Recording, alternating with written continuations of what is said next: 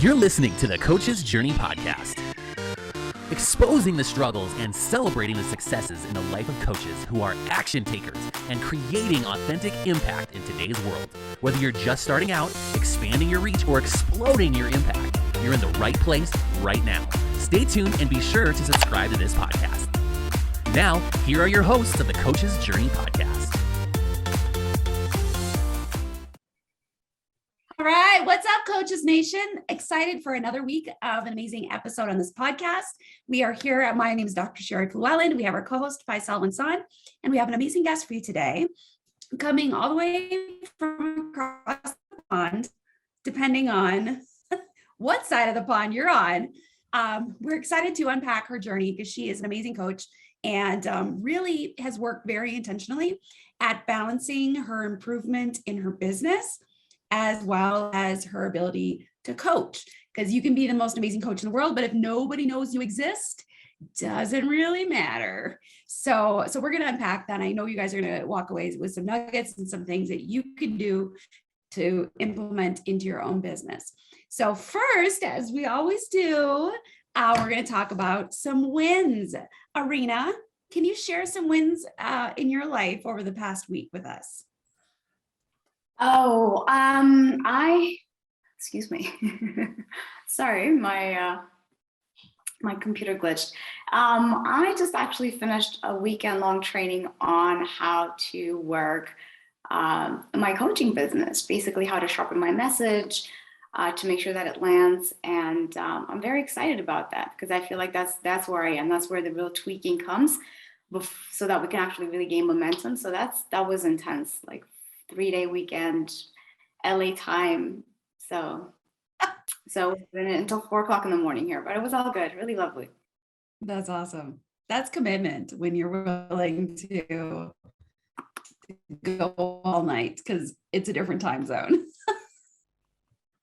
It is, but you know what though? I mean, like if you really want to make it work, that is what it takes. I'm convinced of that. Like you have to be so committed to make it work because there's a lot of things that we have to overcome just in this endeavor, especially if you're not an entrepreneur already. There's so many things that you have to learn.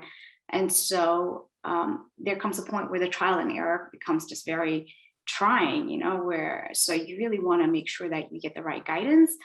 And in the same way that we want to coach people, we want to guide them to actually better life and things like that. I think it's important as entrepreneurs, at least for me, like I'm very much committed in making sure that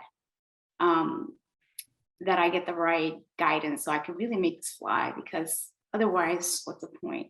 Yeah. Awesome. Well, thank you, Erina, for sharing that. Yeah, Faisal, how about you? So your connection is going slow on my end. How about mine? Because my connection has been off this whole morning. Can you hear me and see me properly? I can hear you and see you properly. Okay. And Erina, do you see Sherry slowing down?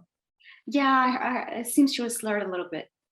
I mean, you can't slow Sherry down, but her connection. I promise the slurring was not because I'm drunk. I promise you. Now I want to know more.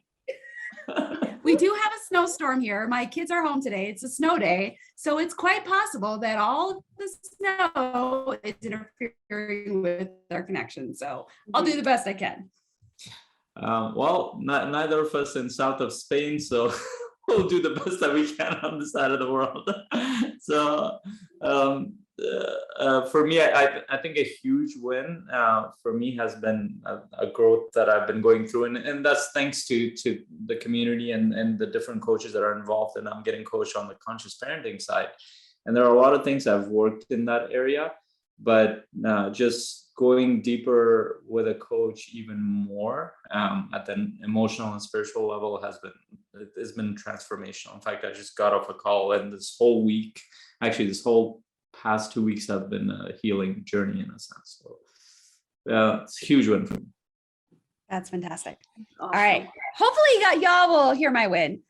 So last week I had the opportunity to go to Mexico for a week with my family, but the purpose of it was for a mastermind, a really, really good mastermind, really addressed and helped me think more intentionally about some of the mindset struggles that I have around business. And then when I got back this week, I got a couple people to reach out to me organically because of some stuff that I post on Facebook. I post what I love and try to give value that way. And they both reached out, which hasn't happened before in this way. So it was just a really cool win. All right, Sherry's becoming famous. I like it. No, JP, I don't know if JP is going to be jealous about that, but yeah. So secretly or not so secretly, my husband has a goal. He wants to be famous. So I tease him when I get more attention than him. All right. So the sponsor for our podcast is the Coaching Mastery community. They support what we do and, make sure that we get all these podcasts out and that people are able to hear this. Faisal, can you share with the community what Coaching Mastery community is about?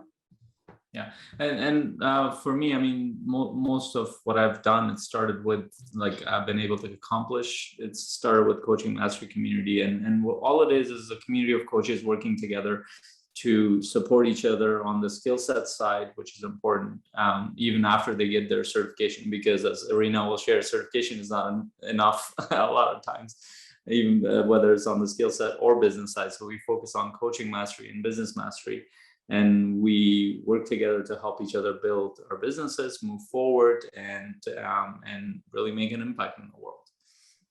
Awesome. And so if you would like to join a community to help support you, help you move forward in your coaching practice, both with coaching and with the business side, feel free to visit our website, coachingmasterycommunity.com. And I feel like I should sing that, like coachingmasterycommunity.com. Yeah, I like that better. Doesn't that have a better ring? It does. I like it. All right. Erina Haile. Did I pronounce your last name? I've known you for years and I don't know that I've ever said your last name. It's a common mispronunciation. It's Haile, actually. Erina Haile. Haile? Okay, perfect. So Erina, you have been a coach for quite a while, and you've got a really interesting journey. Can you just kind of introduce yourself and how you got into coaching? Sure, yeah, I could do that. So I got into coaching as essentially what I am very much passionate about right now, and sort of enlightening to others. I was living a life that was amazing on paper. I had just gotten a post to work internationally with a huge Fortune 500 company, doing consulting work in London, and that was just amazing. And I was ascending. I was going up the ladder. My CV was very solid, but I was working like crazy. After 2 years of that, I was just absolutely burnt out. And I think that in retrospect, I always like to think about and kind of own my part of it, I think. And I think this is where really with the coaching and self-awareness comes into play. Although I am, I practice yoga as a way of life. So I had a lot of awareness, but awareness in terms of like courage and speaking up for yourself and kind of drawing the boundaries and things like that. It just never connected for me. So I now qualify it instead of like, corporations and stuff like that. For me, it was just like, okay, now I see what my role was in that as well. Like, I think I allowed that. But nevertheless, I got so burnt out. I was just like, this can't be what my family had talked about in terms of what it meant to have a successful life, to have a great job and all of these things. And it kind of left me disillusioned. So I was just like, you know what, I got to figure this out for myself. So I took a sabbatical, and then on that journey of trying to figure out like, well, how should a good life, because I followed that script, that path that was laid out for me. I think for a lot of us probably relate to, go to university, you get married, get a house, all that stuff. And so in that process of like soul searching, like I can't go back to that. And if I go back to that, then it has to be under different terms. That's how I encountered the coaching. And Brendan High Performance Institute and high performance coaching. So when I started getting coaching, I'm like, oh my God, this is the ticket. This is it, right? So then I decided, I mean, it took me a while, right? So I had to it was a lot of mental convincing and transition that I needed to do, a lot of bargaining with myself, because it was like you're leaving an old identity. So then I'm like, well, if I'm not this person, then who am I, kind of thing? Like, who am I if I'm not the Erina that's kind of ascending, that had made the family proud, all of that stuff that comes up with following the script, so to speak, I guess. But at the end, I decided I was going to go all in, and I went all in because I really love it and I live it. And I'm like, this is it. Like, you don't have to get so disillusioned and leave the world of whatever it is that you're doing, but you can actually maneuver in a way that it serves you. And that is what we teach as coaches, right? It's like, well, how do you actually live life skillfully? And that's something that I don't know about you guys, but nobody taught me that. Like, it's just the concept of saying no to a manager. What? I was absolutely sacrilegious. Like, I don't know, like I was never taught, like, so those are those kind of things that I'm talking about. So I think that what I feel like what we do is it kind of prepare people empower people, kind of like that. Doesn't mean you have to leave everything, but you definitely have to know how to stand up for yourself and how to fight for what it is that you want and stuff like that. So so that's the journey, and that's why I feel so strongly about it, because I've kind of I learned through the fire. I went through the fire and then came out. So long and short, that's basically what the story is, why I became a coach. Yeah. Well, So I would also, sorry, Sherry, because I know a little bit about Erina's story and some things, because you left for sabbatical, but you did some things. I mean, you left US, you went to places. So tell us about that, because that's really interesting. Absolutely. And I think this is the beauty of the journey, right? Of self-awareness. I think once I left the sabbatical, and once I was away from literally that rat wheel or whatever, like that, where I felt like I had some space to kind of process, things. So during that sabbatical, I traveled around the world for a year by myself with a little bag. And that realization of how little that I needed, after all, to be very happy and to actually be amongst people that didn't have a lot and that was so happy.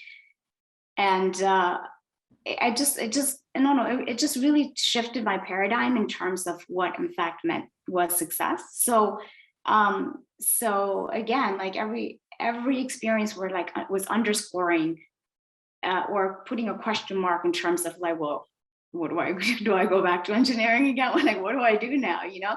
So in that journey, one of the cities that I ended up here, it was in the south of Spain. And when I came here, I was mind blown, because my definition of what was happiness, I guess, was sort of defined by maybe like sort of the capitalist conditioning that I grew up in. I'm from Miami. And so it's about, make money, have the car, all kinds of, like, I don't know, like that kind of thing. And I just had taken it for granted that we can actually just also be happy and healthy and have healthy relationships and things like that, which was everything that was missing from my life, even though on paper, like I said, was amazing. And so when I came to the south of Spain, almost reluctantly, actually, I saw, listen, I mean, and let me qualify this, not like this is not the utopia here, but I found here what I wasn't able to find anywhere else. And it was just people that valued time with friends, time with family, on the street, having their beer, just like really joyous. And just, I don't know, like for some reason I felt like I belonged here. I'm like, I want to know what they're having. And so, and it wouldn't leave me alone. I literally, like months later, after I left here, kept traveling, and I'm just like, all right, if something resonates this much, then I think it's worth checking out, like what's going on. So so I found I found myself back here 5 years on. I'm just giddy. I love it here so much. And it really is because I was able to, while I was designing or redesigning my life in the way that I felt like brings me joy and that actually enables me to serve and this has been my workshop, and I just like, every time I'm like, oh my God, really? This is where I live? It's brilliant. So it just makes me really happy. And I really think that is sort of the journey, right? We're trying to all be happy, and whatever that means for you.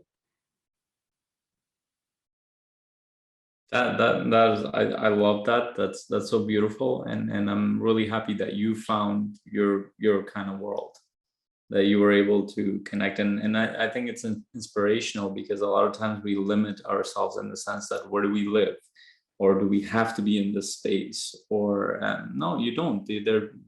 Some people will feel aligned with the quote unquote capitalist side of the way life. Some people thrive in that environment.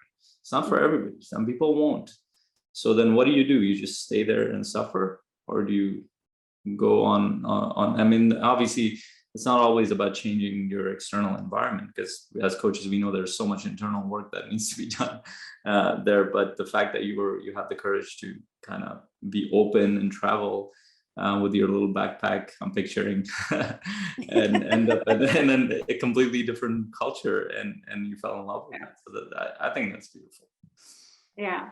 Yeah. I mean, you're spot on. Like you really, it's the internal work. It really is. I think it is the internal work that every step is just like an act of courage, especially at that time. And again, like, I think for me, what was missing from living that fast life in the States, or even in London, when I was living in London, which is very, very similar in terms of pace, was that I think we're human beings, like with the relationships and with self and with other people, and just having meaning in life, I felt like was missing. And I think for me, that was it. But you're right. I think it really depends on where you are in life. And no, location does not change your situation. You have to do the inner work. It always starts there. Yeah. So I'm curious, Erina, as you were contemplating going into coaching and starting to enter that, what was the primary mindset that you recognized you needed to boot out the door? And which new mindset did you need to adopt for you to really open the door to flourish? Where to start? God, I think there were two main things at play. I want to say, because there was a death of an old identity. Like I said, I think that it was very much my identity and the validation and everything that accolades, all that stuff and the money, all that stuff that comes, right? So it's like you're leaving that behind to start, go on some uncharted territories, right? So there's a lot of mindset. So you got to work through stuff. You got to work through, because then, people are questioning you, and then you're questioning yourself. There was a lot of that stuff that needed to. So for me, like, I think the connection to serve, the connection to lead a meaningful life, the connection to believe that there is a purpose for my life higher than just, kind of going through the motion of whatever script that might have been handed. Like, I think all of us have been given some kind of script in our homes. It's natural, right?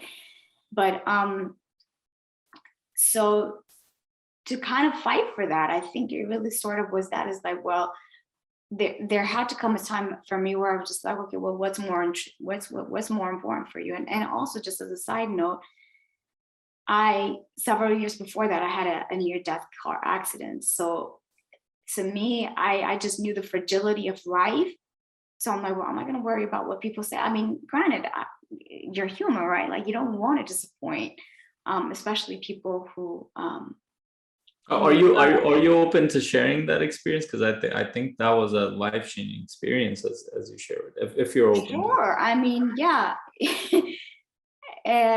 So yeah, and this is, again, I think it's so interesting, because I think the most pivotal, the most consequential, life-changing experience happened at a high point in life, and then suddenly somebody popped the balloon. So in this particular case, I was on holidays, and I was in East Africa, and we were, I think it was just a couple of days before I went back to the States, and there was a group of us, And we went to see these old ruins. We were in Eritrea, which was part of the Ottoman Empire, just a lot of history there.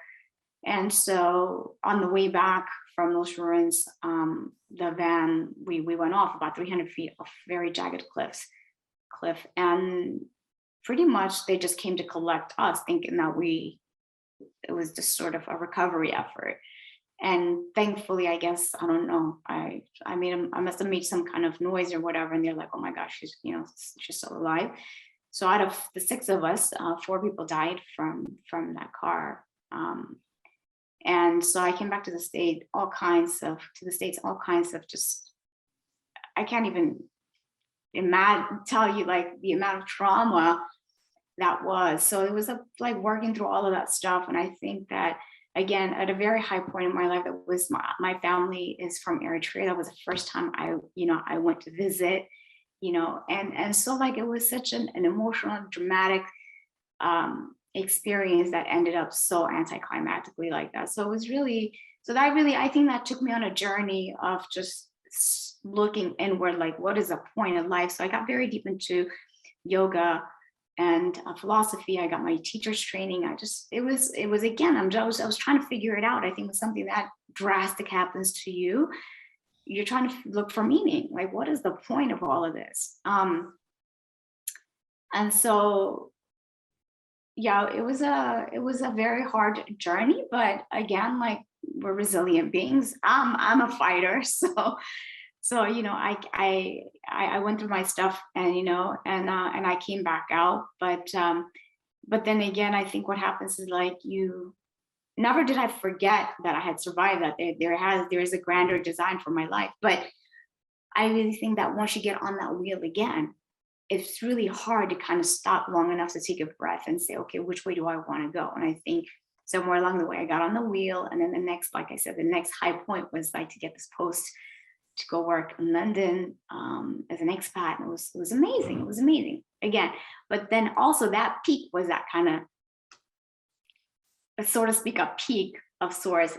It was where I fell from that in a way where when it was done, I was so depleted. But so that was the story. And I think that having had that experience, literally of having lost my life, having somebody lose their life who was literally sharing an ear, we're listening to music, an earbud with me, he dies and I survive. It's just, I always flash back to that when I'm struggling with what are people going to think, or what I always I have to be in my own corner to fight for what I want, and to kind of be able to overcome that self-doubt and criticism and all that stuff that we think other people are. So for me, Sherry, to go back to your question, that was it. Like that was the first struggle, was just like that mindset of like just working through that of like, oh my God, like, well, who am I now? And I think the second thing was just like really connecting with my big why. Is like, well, whose life am I living anyway? Like, like who am I doing all this for? So when I connected with that I really want to serve, and that I have a way that I can help all these colleagues that I had that complained about the same things that I did, I knew there was a need for it. So I'm like, and it fills me up too. God, you guys, you know how it is after getting off a coaching call. Like, it's just such a high. So I'm like, this is worth fighting for. I need to figure this out. So yes, that's the story. So I'm curious, what was the time frame between your accident that rocked your world and feeling like you got to a place where you could really, where you had clarity and you were digging your heels in to get momentum? Momentum for the coaching? Yes. All right. Several years, actually. Actually, in between that time, I changed jobs and everything like that. So I would say it was maybe I would say a good 8 years had passed before I really started to just say, okay, you know what, something needs to change. And then after that, it was just a huge reset of kind of like, I mean, it took me like 2 years to update even my LinkedIn, to be honest with you. That's how attached I was to that identity. And I'll say that honestly, because I think a lot of us might struggle with that, because I sort of burnt the boat. I was just like, that's it, I'm going all in. And so there was really no real transition. One day I was, the engineer, the consultant, and then the next thing you know, I'm like, I need to get my certification. Where do I go? So, it was a process, but in terms of, what I was doing as a role in terms of work, it was just, I'm like, that's it. I got to go all in. Mentally was slow, right? Like, this is really, really profound in a few senses. One, it kind of reminded me of this quote. I think it's from The Power of Now. I'm going to butcher it, but I think it goes with the sense that the meaning of life is to die before you die so you can live life fully. And the death that you're talking about is that death of the ego, that death of the identity that we build up that might not apply at this point in your life. And a lot of transformation as within the coaching world is that you're creating actually a completely new identity for yourself. I mean, Dr. Sherry has talked about how she's shifted her identity around like so many times, and she's still going through that shift, and we're always going through that. But really, and also the other side of it is how long it took you to even realize that experience had a profound effect on you. And that's why our journeys are so different. For someone else, it might have been right after that, okay, screw this. I'm doing my own thing. Life is too short. But it took you a while to process that and come to a conclusion after a while. And same for me. I mean, it took me a good 3 decades to even realize, like, holy shoot, I don't want to live this life. And for some, it could be 6 decades. But whatever point you decide, and whenever you start, I think the clarity around why you're doing this and what is truly important to you, what do you feel aligned with? I think those are much bigger driving factors than, I want to start a business. Oh, yeah. Absolutely. Especially if you want to sustain it. You could forget. I mean, I am convinced if all you want to do is just start a business, how do I put this? Too much work and too many challenges to just start a business. It's going to be such a struggle because it's, for me at least, let me speak about my experience, is you got to keep in mind, like I've worked for other people, for companies, right? So I never really had, I didn't know what was going on in the background in terms of what it takes to be a business owner or an entrepreneur or any of that stuff. So there's a huge leap of faith and in a way, maybe some naivete, right? Thank God, because let me tell you, if I knew that what all was involved to actually really, because it really tests you. It really tests your desire to make this work. I mean, there's so many ways, so many reasons you can tap out. It takes a long time to kind of sort things out, to figure, there's just a lot of moving pieces, for me at least. And so for me, like, in order to actually stay in the game and stay committed to it, is like always reconnecting with that big why. Like you said, it's like, what is really important at the end of the day? And, and I always kind of like, there was a time where I was kind of like, try to calm myself down. All right, Erina, relax. If necessary, you could always go back to that, and that worked for a little bit, right? But it was just, do what you need to do to stay in the game. But it has to be something bigger than just, I want to start a business, because especially if you're a total rookie and don't have any business background, it's a challenge. It is a challenge. Yeah. And I mean, even Dr. Sherry has shared, she has had a business and she has dealt with the challenges around this. Mm-hmm. And I mean, many coaches I've talked to, many of them, they come from different corporate background. They come from a background where as Brennan Burchard might say, they didn't teach me how to make money. And then they just told me to show up and do the work. It's a whole different world when you're building a business, and not only it's a huge identity shift, but the whole process is different. Because, and I've talked to my clients who struggle with this, is that, when you showed up at your work, a lot of the thinking was done for you. A lot of the organization, all you had to do was focus on that thing to move it forward within your role, within that specific role that you were in. But now you are that organization as you're starting out. that requires a lot of thinking, a lot of conscious planning. That requires you to deal with all sorts of fears that pop up that doesn't align very well with strategic thinking. And until you're dealing with that stuff, what happens over and over, you're blocking yourself from moving forward. And that's why it takes more courage a lot of times than quote unquote intelligence for people to build businesses. Because it actually takes courage to put yourself out there, because there's a lot of fear out there. Well, what would people think? I'm just beginning. And so maybe we can talk about the business side of things. So what did it take for you to start kind of picking traction on this beyond the identity stuff? Like tangibly, what did it take for you to start picking up traction? I would say fundamentally speaking, it was the willingness to embrace now that this is my identity. I think it really is important to kind of identify yourself. Okay, now this is what I'm doing. This is who I am now, and this is what my cause is. I think that is first step. And that enabled me to have the courage to actually update my title on LinkedIn to say, okay, certified high performance. I'm telling you, it seems so. Yeah, no, that's the thing. I believe that. Deal. And so I was like, okay, fine. So I let that settle in a little bit. And then after that, I started to show up. I think that was it. That was the moment I feel like,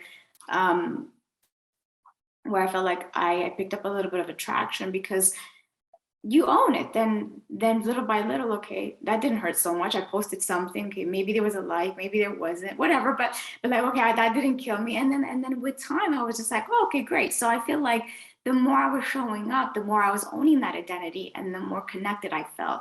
The more I was getting clients, the more I could see how much, the more compassionate I became, and how transformational this work actually really is that we do.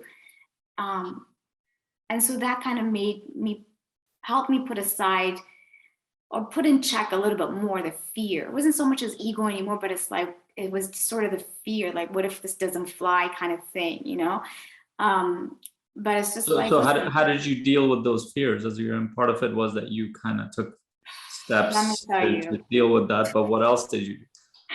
Okay, well, okay, so let's talk about personal practices, because I mean, you hit it spot on in the head. This is the part that I love and don't like much about this entire process, is because I don't know about you guys, but for me, the part that I love in working and trying to help others and trying to serve, I think the first order of business is like, I'm faced with my own stuff. Like, I really have to deal with my own stuff, like all the discomfort of what other people are going to say about me and all of these things. So for me, I have personal practices personally, in terms of, my meditation practice, just kind of like movement, dancing, and just, reading and always obviously being in community of people that are also on that journey with you. I think that is absolutely priceless and very, very important aspect of this journey, because it can be very isolating,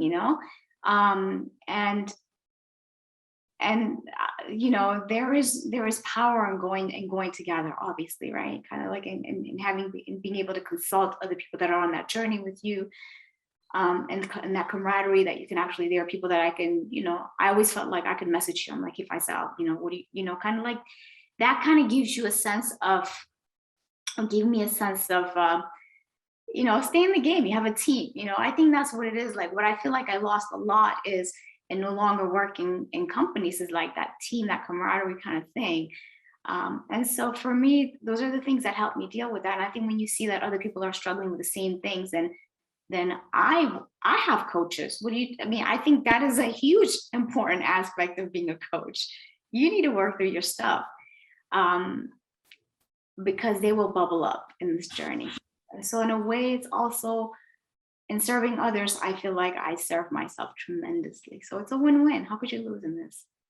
Yeah, and what you're sharing is, I think I think it sounds like a romantic idea when people jump into this. I'm gonna be a solopreneur with my laptop, going and sitting by the beach and doing the work. Yeah, there is a fantasy there. You can fulfill that. There's nothing wrong with that part. But then the reality is that if you find yourself with trying to figure out how you're going to execute this webinar or this marketing funnel, or reach out to a bunch of people that you don't know, or you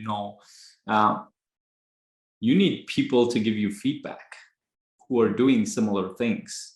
You need to watch their struggles, because the worst thing that happens with this stuff is the same thing that happens with our clients, and we're not an exception to that, is that we get in our head and then we start to tell ourselves all sorts of stories about, oh, why I shouldn't do this. Oh, what's this person going to think? What would my coworkers think? What's going to happen when I put myself out there? How are people going to respond? And then these are conscious, but not really, but these are recurring thoughts that happens. But even beyond that, there are deeper emotions that block us from moving forward. This is where you need a support structure, not of people who don't actually get what you're doing, people who are actually within that same world. I think that makes the biggest difference out of all of this stuff, who are working through the same things as you are in. And workplaces, we have that. Most of our schooling, we had that, where other students, I mean, think about the time when you went through school. Like, regardless of how challenging it was, you looked at your fellow students like, yeah, I'm struggling with the same shit. Like, okay, it makes you feel a little bit better. And there's this saying, I think it was in my psychology class, my psychology professor would say this all the time. Like, we say that misery likes company. That's might not be the case. It might be misery likes miserable company.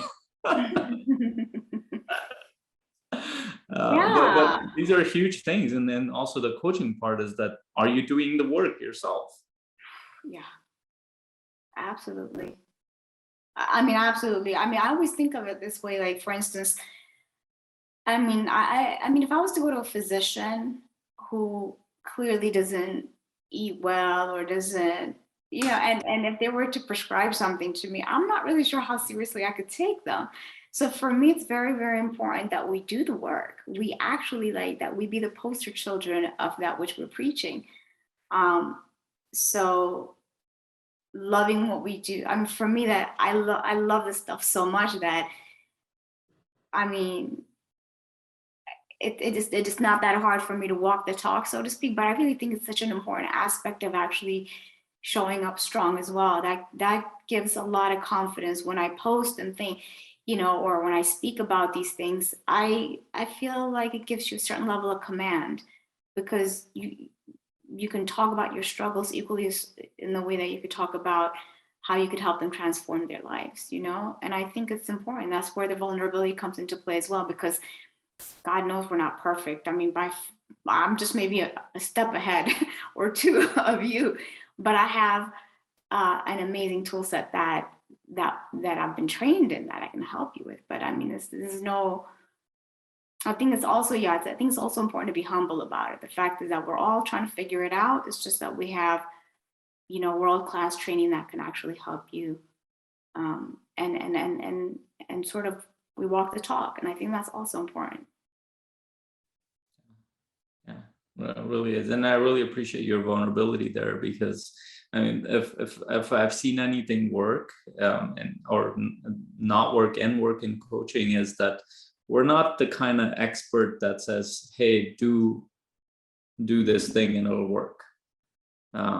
If there is any kind of expert title, it is that we're actually walking the journey with you.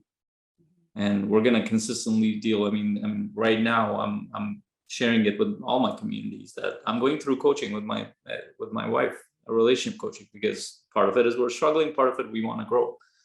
And that's okay. There are areas that I struggle with, and when I'm talking about, let's say, a topic on emotions, a huge topic for me in coaching. When I'm coaching my clients through, or when we're talking about this, I share those things that I'm dealing with. It's not a secret. I'm a human being. I will struggle with the same things. One, it breaks down the barrier of, okay, well, I can't share because this person is an expert, and what if I'm judged in this way or that way? But the other side, it builds that connection with the people. And also, one of the most profound thoughts that I've heard from Brendon Burchard is that if they don't see that you see the struggle, they won't buy your solution. If you haven't gone through the struggle, they won't buy the solution. And coaching is one of those areas that we have to be open to share. Now, at what level coaches will, that'll be vary, but at least the acceptance that everybody has their own journey. And as we're sharing, we're vulnerable around that. Hey, I'm not perfect here. I'm not claiming to be perfect. I'm not claiming to be an expert that is going to solve all your problems. But what it will do is, if you begin this journey and do the work, this could be incredibly transformational. And I know that because, one, I've gone through this and I've walked with others who do the same thing. Absolutely. I would say run the other way if you meet somebody who tells you that they're experts and they can solve your problems. Run. I mean, really, I don't know. I really think it is important, like you said, to be ourselves, to be professionals, of course, to share to our comfort level. But I think it really is important to give others permission to open up as well, because we're asking. I mean, think about it, when people are coaching with us, it is a vulnerable situation, especially, people who have it together on paper, as I say. I think there's a lot of ego at play when everybody's looking at you like, oh man, and then you come to the session and you're putting yourself in a vulnerable situation. So I think even more, it's so important to be open and to be understanding and to cheer them on for whatever efforts they're doing. I mean, I think, of course, yeah. Dr. Sherry, did you have any thoughts around this? Well, as you were talking, I was just, about having to walk the walk, a much more tangible thing, kind of marketing in my world.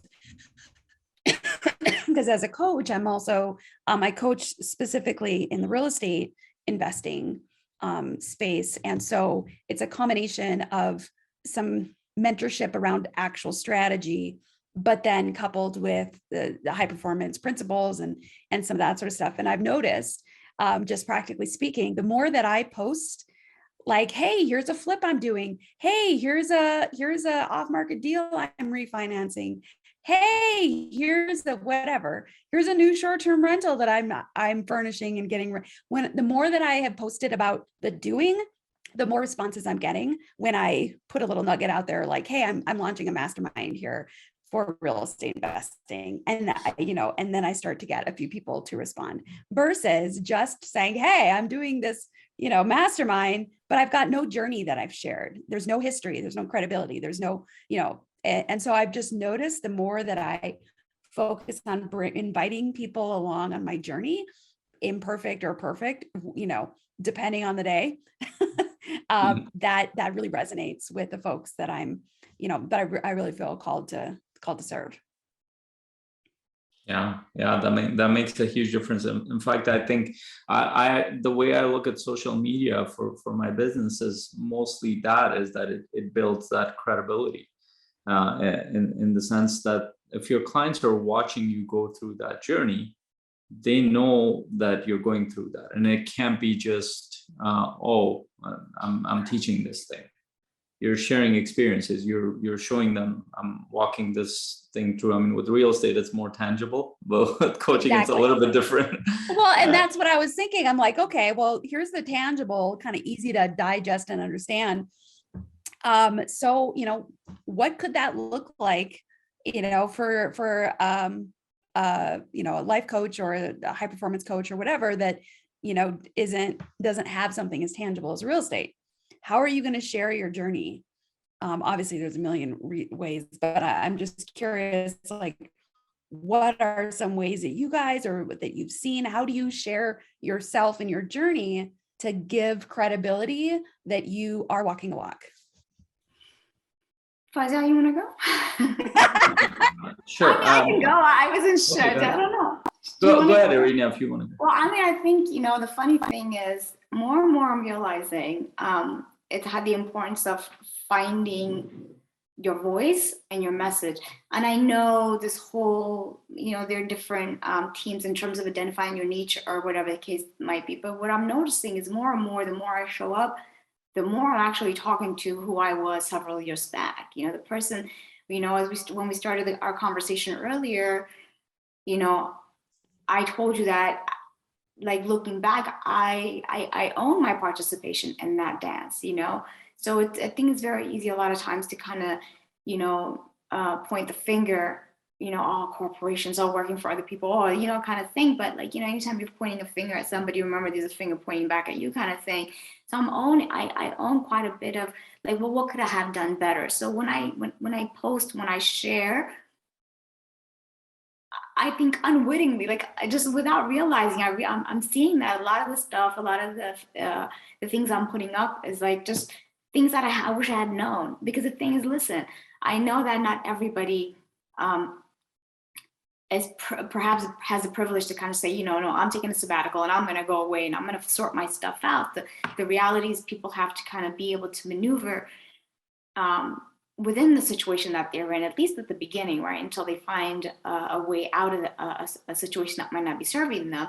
And I'll venture to say a lot of times I think that perhaps we're in situations that we don't really like because we haven't really advocated for ourselves, right? Like we haven't really asked for what we want. So that's sort of that's what I speak to. Not because only that's what we, not only because that's what we try to empower our clients with as coaches, but I just think that is the reality of things. I mean, I think it's important to kind of meet people where they are. And that's how I talk about it. I really haven't talked about the struggles I've had, I think, as an entrepreneur, but I think that's definitely something that I'm gonna start digging into, because I think people need to know that in any new venture, it's not that easy. I just didn't kind of like flip a dime and say, okay, I'm going to do this, although it might appear that way. But the point is, it's such a struggle, a lot of internal struggle, and then logistical stuff. Who guides you? It's great to have a community, but then you need to find the right people, So I think it's just important to share your struggles as a coach, since that's what we're teaching them anyway, how to deal with the struggles that they're having. I really think the best use cases is the struggles that we are going through, like Faisal touched on. You know, if you're having a relationship, you know, because you're trying to work on some stuff, then sharing that openly is just like, I don't know, I think Faisal, you do that artfully, actually. So yeah. Thank you. And what I hear there is that vulnerability piece. I think that's very important in the coaching world. So whether we're on video or we're doing a podcast or we're doing an article, whatever it is, I think in this came, I learned this from the book I think it's To Sell is Human, or It's Human to Sell by Daniel Pink, that with information becoming so open, as much as people are sometimes bought into the bullshit of people have the best lives on earth on social media, they also see past the veil. They're starting to see past the veil. And a lot of this thing around, oh, I have the most amazing life, doesn't work.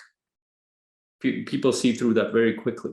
So what they want more is authenticity. Okay, I get it. You're doing something important, but okay, share more. I want to know what you're going through. And just with the past few years of social media and sharing and everything has become, I think it's created a culture of people are seeking different, authentic and open sharing versus, oh, look at me. That's I personally think that's shifting. And obviously it depends where you're. Even people like, let's take somebody like Grant Cardone. I love the guy. Sometimes I don't like the guy, but when you watch his videos, he's pretty vulnerable. Like, he talks about his stories. He's very open in a lot of ways. Even when he's talking about like showing off his jet or money, but he still always goes back to a story in his struggle. And that's really important to understand, that it's not always about that. And to understand that he's going through the same challenges that you are, regardless. But the others, like, I think the main thing is just showing up is really important. Like, if you just took away all this stuff and you just showed up, regardless of how you showed up, I think that trumps almost everything, and that's consistent.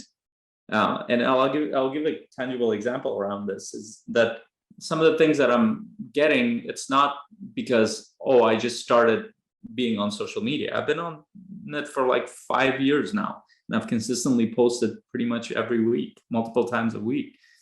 And I was talking to another experienced coach who was talking about it, that he had sowed the seeds at a time where he wasn't very successful. and relate that to creating a garden. A garden doesn't look like a garden when you're beginning. What it looks like is the actual seed is under the ground. But as you plant those seeds, it takes a while for it to flourish. And he was sharing, this experienced coach was sharing with me, is that, a lot of those seeds that I planted like years ago, now they're all coming to fruition. And now he's so busy, he doesn't know what to do with any of them. And a lot of similar things have happened for me in my business, is that I didn't get direct clients from a lot of the social media posts I did, but then all of a sudden somebody reaches out to me, and that's a huge contract, who's gone through like 5, 6, 7, 8, 10 videos of mine. They're like, and before they even talked to me, they knew what my content was about, what my values were, what I was sharing. And I ended up getting that contract. Just recently, in the past couple of weeks, I was invited to speak at a real estate event, and I'm doing a whole workshop and that came from all the connections that I've built. It didn't come because I showed up one day on social media. It showed up because I've consistently shown up in all sorts of weird places, meetups, book clubs, the live videos, YouTube, everywhere, and then just chat rooms and groups and all sorts of places that people see me and they consistently see me. And this is something else I learned from Brendan Burchard earlier on. Initially, I thought he was kind of joking, but then I realized the power of what he said. He said that I'm not the brightest, I'm not the most intelligent teacher, I'm not the most, like he made a list of it. He's like, why people buy from me?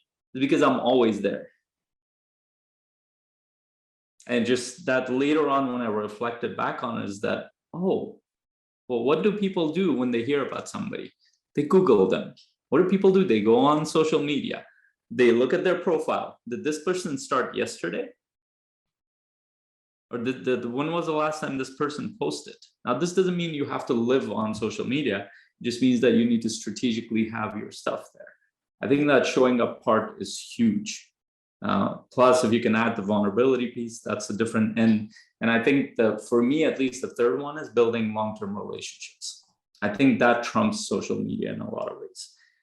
Which means that most of the clients that I've gone in the past 2 years, they've been through relationships within my communities. They've been through my clients, they've been through the places that I've done workshops for, or the hundreds of strategy sessions that I've done, out of which I've only gotten a few clients out of it. And that requires you to actually reach out to people, whether that's one-on-one, within groups, within networks, go actually meet people and share what you're about. That stuff is scary. That's the actual work. The work that we would rather do is, oh, let me go and listen to this course and digest the material. We're very good at that as coaches. In fact, we learn a little bit too much at times. I mean, those are some of the things that have worked for me, and to this day, they work. And it's through my relationships that I'm building, whether they're smaller sales or bigger sales or bigger contracts. What are your thoughts on that, Sherry? I've been fascinated with the shift in that I've seen around our personal stuff being public. When I first got trained as a psychologist, it was very much a model of your stuff is your stuff. You don't share it with the client. You keep it separate. Professional boundaries, which, there is an art to boundaries. But it was very much, and posed as an ethical, like if you share yourself or anything about yourself with a client in session, like you're approaching, being unethical. And, the expectation is that, we're like a blank slate. And there is some theory behind, being a little bit non-reactive, and then the client is able to maybe see themselves a little more clearly, but that's not, in my experience, that's not really what people are looking for. They're not looking for a wall to talk to. They're wanting a relationship. And so over the last 20 years, I've seen the shift. Both, I think the professional shift is lagging. I think and maybe not as much in the coaching space, but definitely in the mental health space, where there are still a lot of people are still teaching, you got to keep them separate. And again, there's value to that. There's some wisdom around that when you're working with really messed up people that, like you don't want to overshare because could be damage to you and to them. But just that general sense of the world wants relationships. And I think the more that we're finding there's this distance that's happening with technology and, whatever else is contributing to it, that this artificial perspective that we must keep ourselves separate and private, for me anyway, doesn't really seem to make sense in my ability to serve people. But, I think we all absolutely need to make a decision on what we choose to keep private, what we choose to share. And again, there's wisdom in having some intentionality around that. I just observe so many coaches and therapists have different ideas around that. They're like, I will never, ever share anything about my life on social media. I'm like, okay, that's fine. It's just interesting hearing people's perspectives. So I'm kind of enjoying this conversation. Yeah, and so it's interesting for me because you will never see me sharing my kids' pictures or my family pictures even. Like I don't share stuff like that on social media. The only place I share is people that I know directly. I'll even share those sometimes with my clients if we've talked about a specific thing, but nothing like that. But when I'm talking about vulnerability is specifically because it relates back to our struggle as human beings. And that struggle is really, really important because people want to know that they're not crazy. They're not the only one who did. If there's any, especially in my group coaching sessions, once people get it, once the members get it in that session, they get this, like you can see their body language shifting. Their shoulders go down. They get the sigh of relief. And then almost always when I ask them, it's like, well, what was your greatest insight? Multiple answers go around, I'm not the only one. Because they've spent so much of their life thinking that they might be the only one going through that shit. But that's not true. That's because most people around them haven't been honest or authentic enough to share that they're going through that struggle. They've created this perfect model that doesn't exist in reality. It's a show. And they're kind of aspiring or trying to hit something that's not real or even healthy or even sane to do. And all of a sudden they work with a coach who's all of a sudden saying, hey, I got my shit, and that's okay that you got your shit too. Let's work through it. That's a very different relationship. Yeah. That might be their closest relationship they have. And let's remember that for the most part, it's about them actually in those sessions, right? We do a little bit of sharing in a moment to give permission, at least from my perspective, it's sort of to also let them know, hey, we are all struggling, in fact, and good on you for taking it upon yourself to actually want guidance to try to sort it out, because who in this world is not struggling? We all are. I'm telling you, like this work has made me so much more compassionate toward the human condition, period. Like, I just know, like, we're all, so it's like, hey, good on you for being on this journey. I too have my stuff. Here's a little bit, but the rest of the hour is pretty much letting them trying to sort out, what's going on for them and what they could do. How can we brainstorm? And again, it's like being the person in the corner with them, right? That's our job as their coach. So I feel like there's not a lot of, sharing per se, like on my part at least. But I think, I'll kind of go back to what you're saying. I think it's a consistency. The fact of the matter is people are watching. At the end of the day, people are going to see even our own evolution.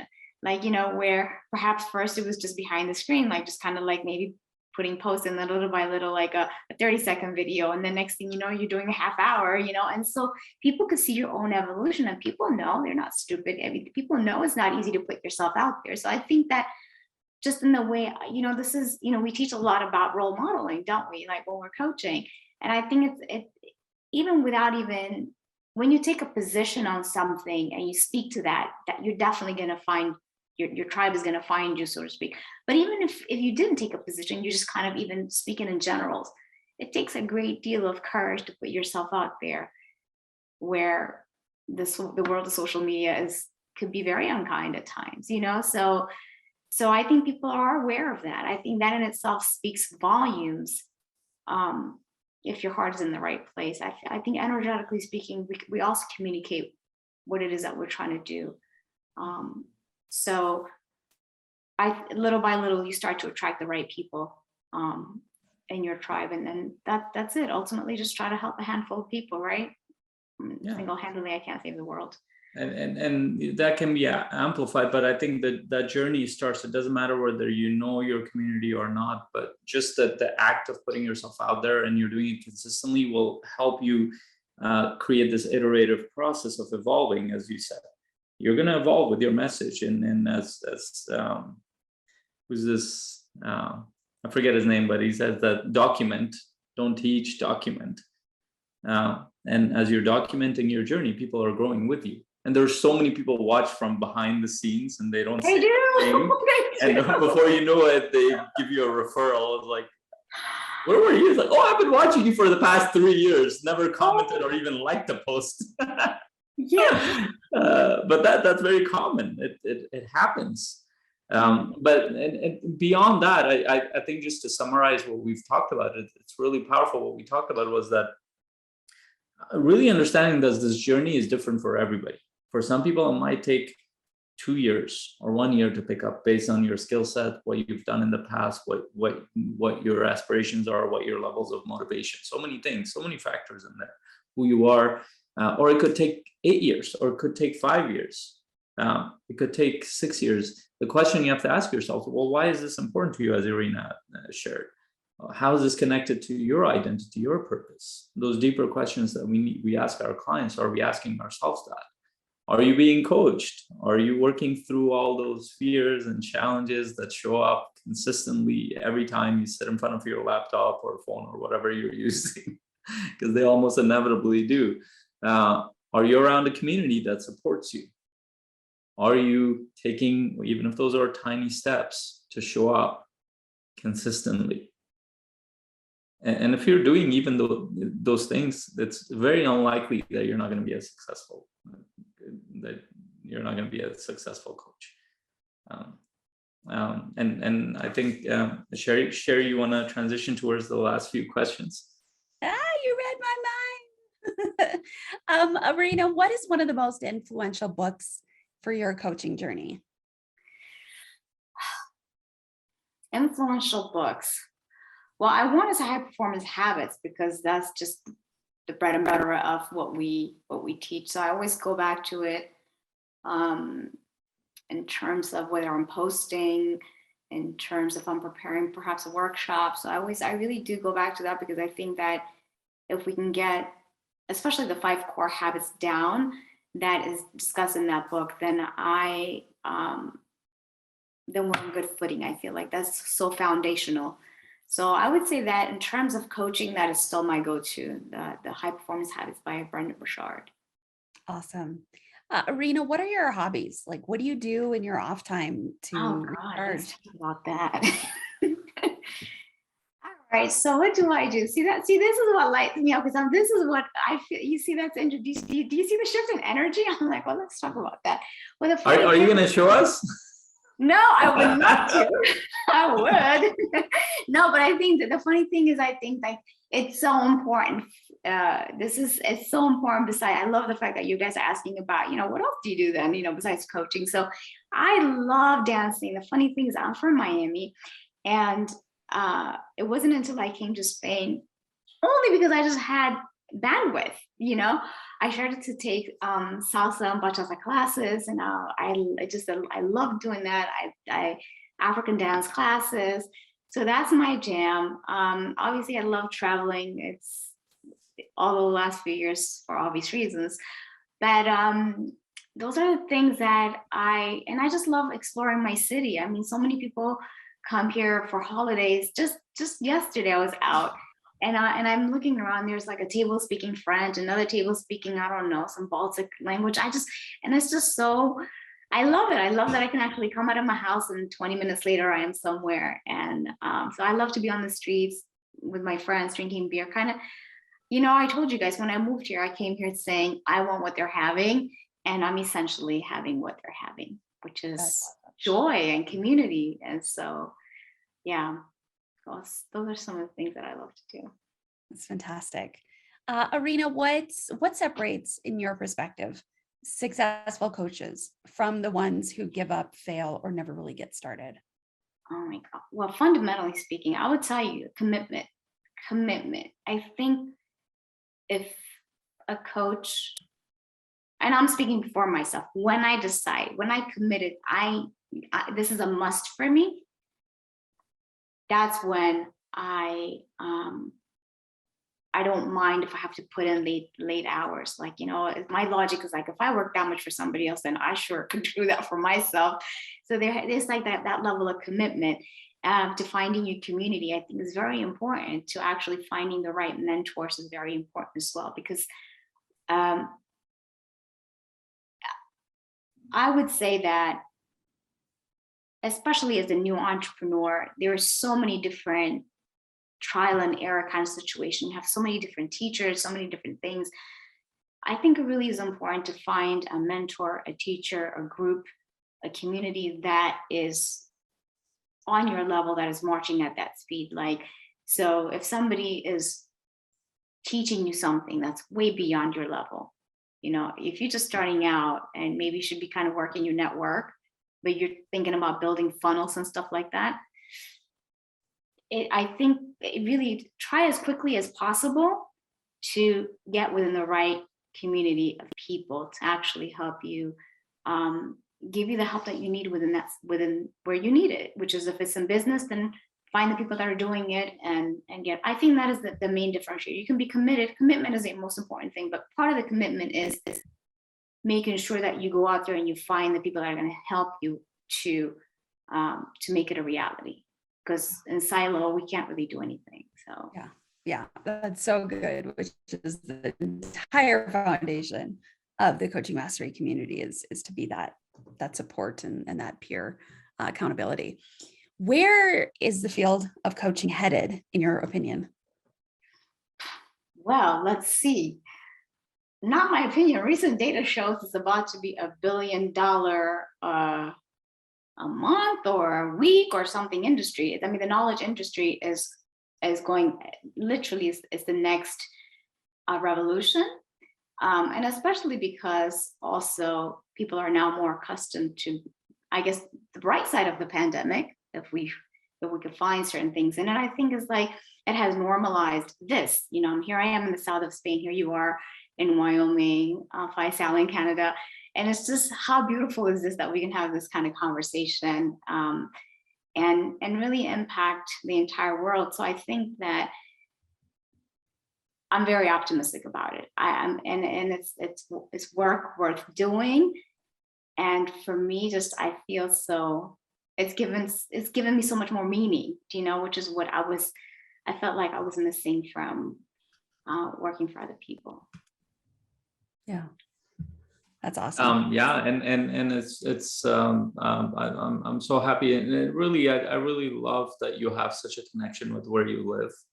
I think that in itself is very, very inspirational. Also, on top of that, you're doing the work that gives you meaning and purpose.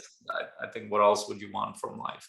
You're getting your relationships, you're getting what you feel connected to, and you're getting your purpose and meaning met in your life. So that's really awesome. And I think it's an inspiration for a lot of coaches who are starting out and they're going through the struggle right now. And I think this was an important episode for us to share, that we will all go through that struggle. In fact, it's an important part of your success, and that commitment that you shared, and being around the right people, the community that you need to move forward. So for those who are watching, please go to our website, coachingmasterycommunity.com. You'll be able to find out how you can be part of our community. And if it's the right fit for you, we'd be happy to have you there. I would also love to get Erina to share how the listeners can find her whether you're building a relationship for her. Erina is awesome, or if it's a client listening to her, it would be great too on that end too. So please, Erina, share how we can find you. Right. So these days I live mostly on LinkedIn and Instagram. So it's basically my handle is my first name, then my surname, ErinaHaile.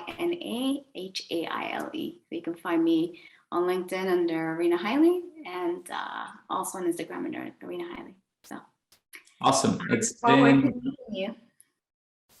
Sorry?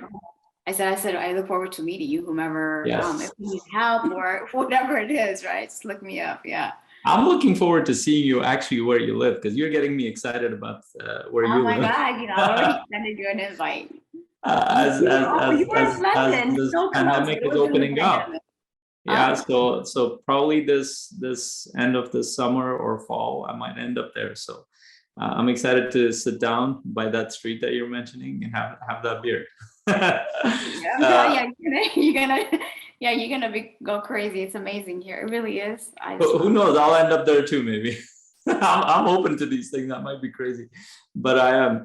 So thank you, Erina, for sharing so vulnerably and taking the time to spend this time with us. And I want to honor you for all the struggles that you've gone through and the work that you've done to move your business forward and staying committed to what you're doing and being an inspiration to others who are starting out and they're going through a lot of these things themselves. So thank you for showing up. Always is a pleasure to talk to you. And it's been an honor to have you on our podcast. My pleasure. Thank you so much for doing this. Thank you for actually creating the community, the coaches community. I, as an alum, definitely would say for coaches starting out, check these guys out.